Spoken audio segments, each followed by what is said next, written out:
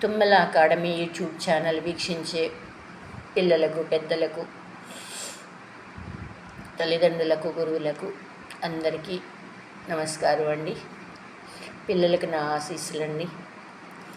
ఎండాకాలంలో ఇంట్లో ఉండి పిల్లలు వెనకటి రోజుల్లో అయితే బంధువులు, చుట్టాలు ఊళ్ళకి వెళ్ళడం అవన్నీ ఉండేవి. ఇప్పుడు అసలు ఆ బంధుత్వాలు, ప్రేమలు, ఆప్యాయతలు అనేవి అసలు లేనే లేదు.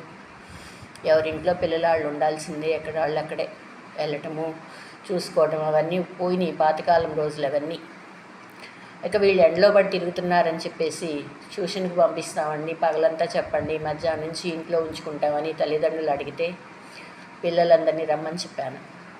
నా దగ్గరకు వచ్చే పిల్లలు 1వ తరగతి నుంచి 10వ తరగతి దాకా వస్తున్నారండి. ఎండాకాలం ఒకళ్ళకి కూడా ముందు సంస్కారం అంటే తెలియదు, శుభ్రంగా స్నానం చేయడం తెలియదు, ఒక కర్చీఫ్ వాడుకోవాలనే విషయం తెలియదు. తల్లిదండ్రికి అయితే డబ్బులైతే బోల్డ్ ఉన్నాయండి. నన్ను అడిగారు, మేము డబ్బులున్నాళ్ళండి, ఏం పర్వాలేదు, మీకు ఏమైనా అడ్వాన్స్ కావాలంటే ఇస్తామని కూడా. నాకు ఏ అడ్వాన్సు వద్దమ్మా, మీ పిల్లలకి నెలంతా అయిపోయినాక ఇవ్వండి అని చెప్పేసి నేను మామూలుగా చదువు, సంస్కారము, పద్ధతులు అన్నీ నేర్పిస్తున్నా. అందుకని పిల్లలతోనే రోజు నేను వీడియోలు కూడా పెడుతున్నా. ఈరోజు నేను నిన్న పెట్టలేదు వీడియో, ఈరోజు పెట్టలేదు, ఎందుకంటే ఆదివారం పిల్లలకి సెలవు ఇస్తాను. అసలు ఏం వర్క్ కూడా ఇవ్వను ఇంటి దగ్గర చేసుకోవడానికి. వారం మొత్తం 6 రోజులు అదే పనిగా చదివించి, రాపిచ్చి, ఇంకేదేదో చేపిస్తూ ఉంటామని నేను ఒక రోజన్నా రెస్ట్ ఇవ్వాలి కదా అని వదిలేస్తాను. సోమవారం రోజున ఇప్పుడు నా దగ్గరకు వచ్చిన పిల్లలకండి ప్రాథమిక జ్ఞానము, ప్రైమరీ నాలెడ్జ్, బేసిక్ నాలెడ్జ్ ఏ సబ్జెక్ట్లో కూడా లేదండి. 9వ తరగతి పిల్లాడికి హిందీ అక్షరాలు రావు, తెలుగు అక్షరాలు రావు, ఒత్తులు గుడింతాలు రాయమంటే రాయరు.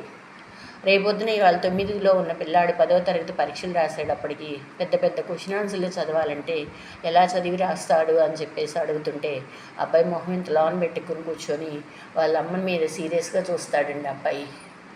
ఈ రోజుల్లో తల్లిదండ్రులు పిల్లలకి బాగా తడుచుకుంటున్నారండి. ఇక అందుకని చెప్పేసి వాళ్ళ అమ్మ ఏమందంటే, ఏమండి వచ్చినంత వరకు చెప్పేసేయండి, మనం మాత్రం ఏం చేస్తాము, చదివితే బాగుపడతాడు, లేకపోతే లేదు. సోమరితనంగా పిచ్చి పిచ్చిగా రాసి వదిలేస్తాడండి. అక్షరాలు రావు, గుడింతాలు రావు, ఒత్తులు రావు. అసలు బేసిక్ నాలెడ్జ్ అండి. 1 వీక్ 7 days దాన్ని తెలుగులో, ఇంగ్లీష్లో, హిందీలో రాయటం. 1 month 31 or 30 days దాన్ని రాయటం, అవి కూడా లేదండి. అస్సలు కొంచెం ముందు సంస్కారం కూడా లేదండి, ఒక మంచి పద్ధతి కూడా లేదు. నీట్గా ఉండటం కానీ అట్లా, తిండి కూడా ఎలా పడితే అలా తింటాం. నాకు ఒకటేనండి, పిల్లలకి నేను చిన్నతనం నుంచి ఒకటే నేర్పమని చెప్తా తల్లిదండ్రులకి. ఇంకొకళ్ళు ఎవరి దగ్గర ఉన్న దొరికితే కనుక మనం అదే పనిగా తినకూడదు, నాన్న కొంచెం తీసుకోమని చెప్పరు అసలు. నేను ఏదన్నా పెడుతుంటే ఇంకా కావాలి, ఇంకా కావాలని తినటానికి ఎగబడుతున్నారు కానీ చదవటానికి ఎగపట్టి ఇంకా నేర్పండి మాకు, ఇంకేమన్నా చదువుకుంటామని ఒక్కరోజు కూడా అంటలేదు. నేను నిన్న సోమవారం రోజున వాళ్ళ పుస్తకాలన్నీ పక్కన పెట్టి తల ఒక వైట్ పేపర్ ఇచ్చి మీకు వచ్చినటువంటి బేసిక్ నాలెడ్జ్ మొత్తం రాయండి అమ్మా అంటే ఒక్కళ్ళు కూడా సరిగ్గా రాయలే నిన్న. ఈరోజు మార్నింగ్ నాకు అసలు లేచేటప్పుడే బాగా విపరీతంగా జ్వరంతో లేచానండి. కానీ పిల్లల్ని ఇంటికేమి తిప్పంపలేదు, వచ్చిన పిల్లల్ని అలానే కూర్చోబెట్టి నిన్న తప్పులు పోయినాయి అన్నీ కూడా రాపిచ్చాను. ఒకటే చెప్తున్నానండి తల్లిదండ్రులకి, నేను ఒకసారి మంచిగా ఆలోచిస్తే ఏ మాటైనా బాగుంటుంది. అసలు నేను పెట్టింది ఛానల్ ఎందుకు, నా ఉద్దేశం ఏంటనేది మీరు ఎవరైనా గమనించారో లేదో. పాజిటివ్ థింకింగ్ చాలా మంచిదండి జీవితంలో. ఇప్పుడు మీకు 10th క్లాస్, ఇంటర్మీడియట్ రిజల్ట్స్ వచ్చేసినాయి అన్ని స్కూళ్ళల్లో. ఏం చేస్తున్నారో కూడా మీకు తెలుస్తుంది. స్కూలు నడిపేటువంటి యాజమాన్యం కానీ, స్కూల్లో పనిచేసే టీచర్స్ కానీ 20 సంవత్సరాల పాటు ఒక చిన్న మచ్చ లేకుండా 30 మంది 35 మంది మగవాళ్ళ మధ్యలో ఒక ఆడపిల్లని ఒక ప్రైవేట్ సెక్టార్లో మంచి పేరుతో నేను పొన్నూరులో మంచి స్థాయిలో నిలబడ్డాను అంటే గొప్పతనం చెప్పుకుంటున్నారా అనుకుంటారేమో. ఎవరేమనుకున్నా నా ఒపీనియన్ నేను చెప్తానండి, నాకు చాలా గర్వంగానే చెప్పుకుంటాను. ఈరోజుకి ఇంగ్లీష్ మాధవి అంటే అందరికీ బాగా పేరే. ఇంకోటి ఏంటంటే బాగా నిజాయితీ పర్రాలు, స్ట్రిక్ట్గా ఉంటుంది, చదువులో రాజీ పడదు, మంచి పద్ధతులు కావాలి, చదువు కావాలి, వాటిల్లో రాజీ పడదు. చదువు రాకపోతే ఇంటికి వెళ్ళిపోమని చెప్పేసి వాళ్ళ దగ్గర నేను రూపాయి కూడా తీసుకోనండి అసలు. ఆ తీసుకున్నది తీసుకున్నట్టే పాపంగానే పోద్దండి, అది కూడా చెప్తున్నా నేను. పాపంగానే పోతాయి, ఏదో ఒకటి రోగాలు వచ్చేసి పోతాయి. నాకు ఈరోజు పొద్దున్నే ఫీవర్తో లేచిన కారణం ఏంటంటే బాగా ఓవర్ హీట్ అయిందండి.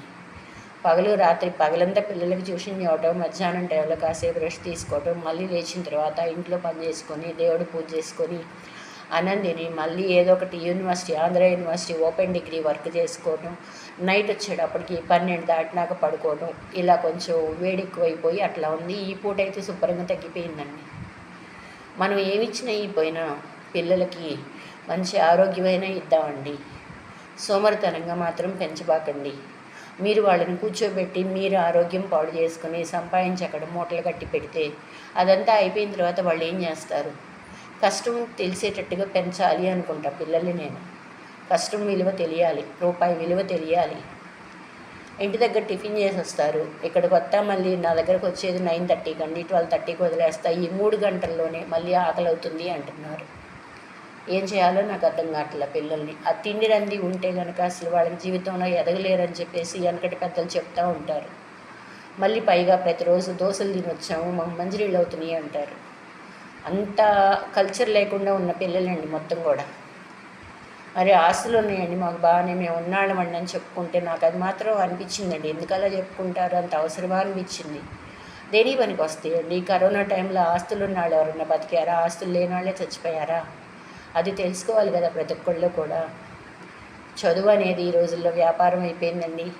నేను ఈరోజు ఎక్కడా చేయకుండా ఇంట్లో ఉన్న కారణం కూడా చెప్తున్నాను. అడుక్కు తిని బతకమని మా తండ్రి నాకు నేర్పలేదండి. ఆత్మాభిమానాన్ని చంపుకుని బతకమని మా తండ్రి నాకు నేర్పలేదండి. ఇక్కడ ఇంటింటికి తిరిగి పిల్లల్ని తీసుకురావాలి అని అడిగారండి ఒక యాజమాన్యం వాళ్ళు. నేను వెళ్ళను. ఇంటింటికి తిరిగి పిల్లల్ని తీసుకురావటం అంటే అడుక్కు తిన్నట్టే లెక్క. నేను వెళ్ళను. ఎట్ట జరిగితే అటు జరిగిద్ది అనుకుని మొండికేసి ఊరుకున్నాను. ఇంకొక అతను ఉన్నాడండి, పొద్దున్నే వెళ్ళే టైము, రాత్రిపూట మనం ఇంటికి వచ్చే టైము లెక్కలేదు. మేము ఎంతసేపు ఉండమంటే అంతసేపు ఉండాలి, చెప్పు కింద తేలిలాగబడి ఉండాలని అడిగాడు. అందుకనే అంత అవసరమా మనం వీళ్ళందరితో అనిపించుకునే అని చెప్పేసి ఇంటి దగ్గరే ఉండి ట్యూషన్లు నడుపుతా, open degree 10th inter work చేసుకుంటా, ఆరోగ్యానికి సంబంధించి మంచి మంచి పనులు చేయడం. చాలామంది నా దగ్గరికి వస్తూ ఉంటారు, పెద్దవాళ్ళు ముసలి వాళ్ళందరూ. అందరినీ అమ్మ అనే పిలుస్తా. కులం తలము నేను చూడను. నాన్న అమ్మ అని పిలిచి మర్యాదగా వాళ్ళకి ఏదన్నా ప్రాబ్లం ఉంటే వాళ్ళకి సొల్యూషన్ చెప్తా నేను. మొన్న ఒక పెద్ద వచ్చింది, అమ్మ నువ్వు అలోవేరా ఆమ్లా అనేటువంటివి ఇస్తానమ్మా, వేసుకోమ్మా అన్న. ఎంత అవుతాయి అమ్మ అంది. అమ్మ 2 కలిపి ఒక 600 అవుతాయి అన్ననే, డబ్బులు కట్టలేనుంది. రోజు అమ్మ కళ్ళు మూసుకొని కలబంద గుజ్జు తీసి కత్తిమింగేయమ్మ, రోజుకో పెద్ద ఉసిరికాయ తిను, వామాకు తినమ్మా, నీకు గ్యాస్ ట్రబుల్ తగ్గుద్ది, అన్ని నొప్పులు పోతాయి, ఈ నొప్పులు పుడుతున్నాయి అమ్మ నాకు అన్నీ అంది. నీకు నొప్పులు పుడుతున్నాయి అంటే గ్యాస్ ట్రబుల్ ఉన్నా కూడా అన్ని నొప్పులు వస్తాయి అమ్మ, కీళ్ళు చేతులు అన్నీ కూడాను. అందుకని చెప్పేసి ఆ పని చేసుకోమ్మా, నువ్వు డబ్బులు పెట్టలేకపోతే అన్న. ఇంగ్లీష్ మందులకి హోమియో మందులకి తెగ పెడుతున్నామా, ఒకటే బాధపడుతుంది వచ్చి. అమ్మ ఇంగ్లీష్ వాళ్ళు ఏం చేయలేకపోతున్నారని హోమియోకి వెళ్ళాను. హోమియో వాళ్ళు కూడా ఓర్చుకోవాలి తప్పదంటున్నారమ్మా, ఈ నొప్పులేందమ్మా అని ఏడుస్తూ వచ్చింది. అట్లాగేనండి, ఎవరన్నా కష్టాల్లో ఉంటే నా చేతనైనంత వరకు సహాయం చేసి వాళ్ళని ఆదుకోవాలనేది నా కోరిక.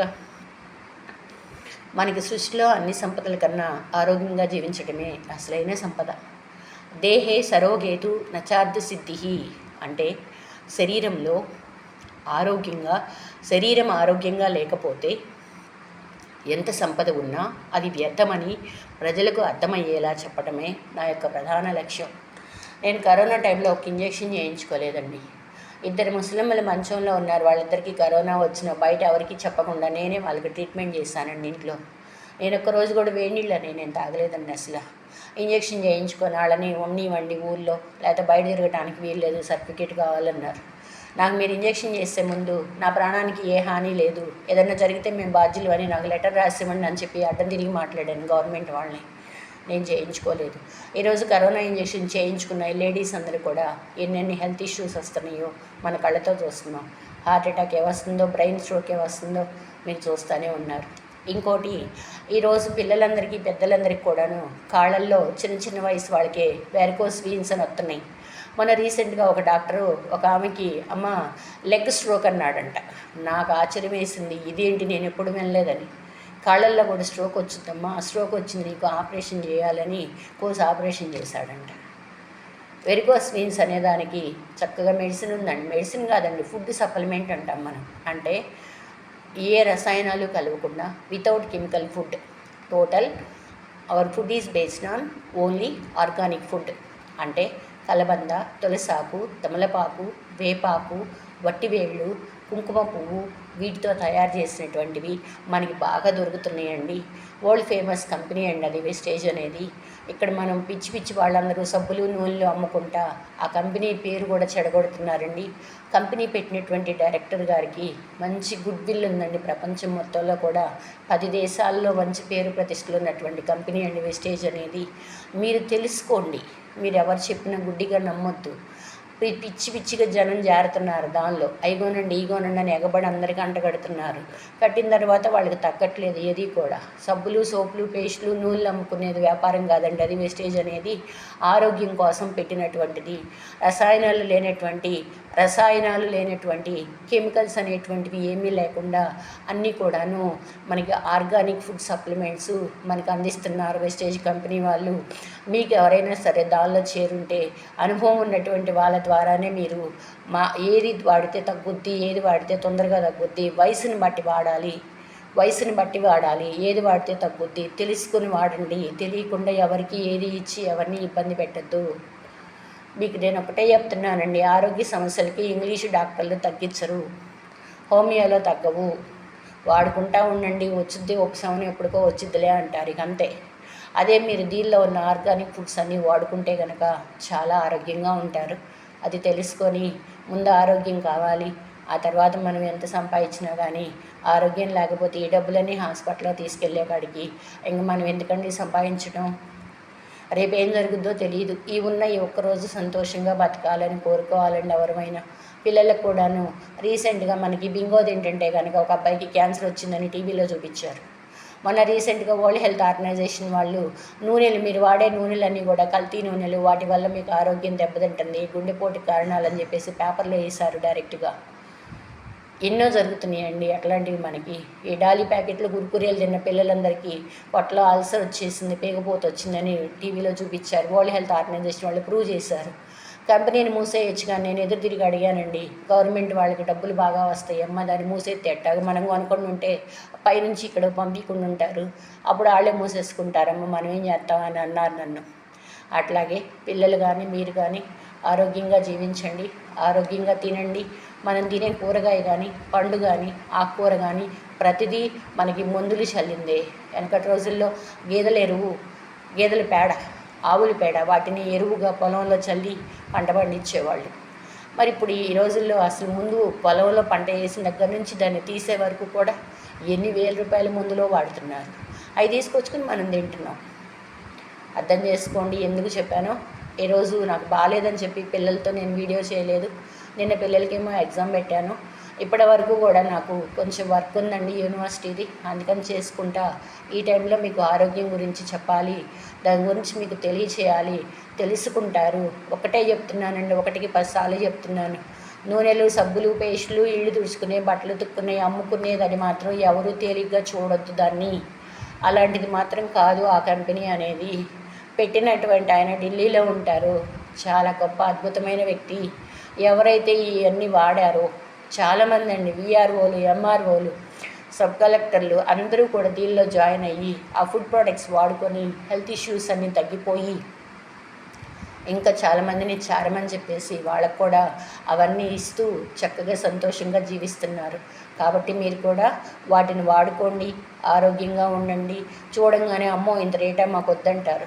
గ్యాస్ ట్రబుల్కి వెళ్ళేసుకుంటున్నారండి క్యాప్సిల్స్ తెచ్చి బయట బజార్లో. అవి తగ్గుతుందా? ఆ రోజు తగ్గుద్ది, మళ్ళీ పొద్దున్నే ఎత్తేనే మళ్ళీ గ్యాస్, మళ్ళీ లేకపోతే తగ్గదు.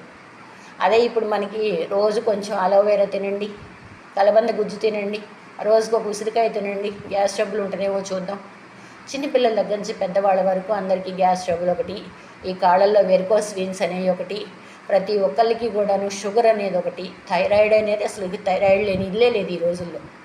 వీటన్నిటికీ కూడా మంచి మంచి ఫుడ్ సప్లిమెంట్స్, నాట్ మెడిసిన్స్, మందులు కాదు, పోషకాహార పదార్థాలు అందివ్వటం జరుగుతుంది.